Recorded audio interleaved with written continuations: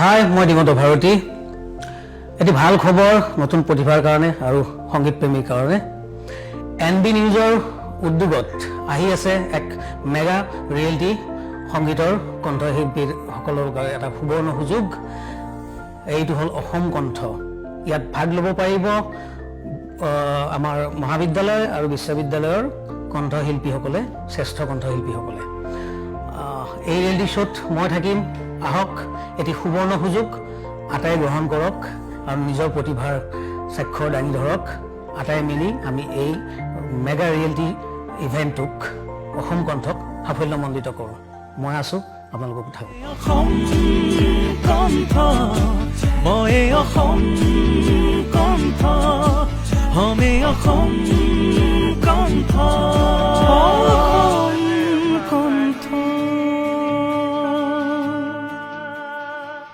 হাই, মই দিগন্ত ভাৰতী।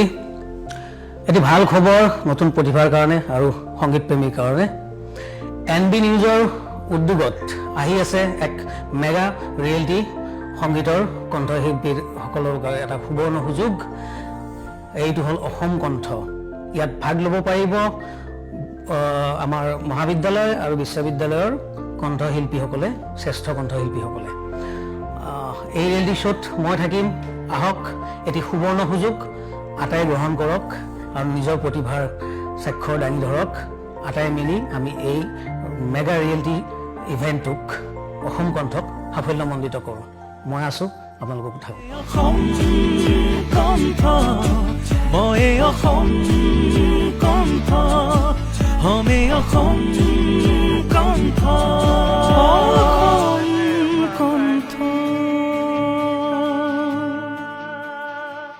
হাই, মই দিগন্ত ভাৰতী। এটি ভাল খবৰ নতুন প্ৰতিভাৰ কাৰণে আৰু সংগীত প্ৰেমীৰ কাৰণে।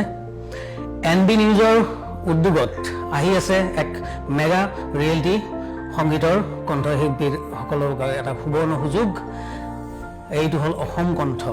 ইয়াত ভাগ ল'ব পাৰিব আমাৰ মহাবিদ্যালয় আৰু বিশ্ববিদ্যালয়ৰ কণ্ঠশিল্পীসকলে, শ্ৰেষ্ঠ কণ্ঠশিল্পীসকলে। এই ৰিয়েলিটি শ্ব'ত মই থাকিম। আহক, এটি সুবৰ্ণ সুযোগ আটাই গ্ৰহণ কৰক আৰু নিজৰ প্ৰতিভাৰ স্বাক্ষৰ দাঙি ধৰক। আটাই মিলি আমি এই মেগা ৰিয়েলিটি ইভেণ্টটোক, অসম কণ্ঠক সাফল্যমণ্ডিত কৰোঁ। মই আছোঁ, আপোনালোকক থাকোঁ।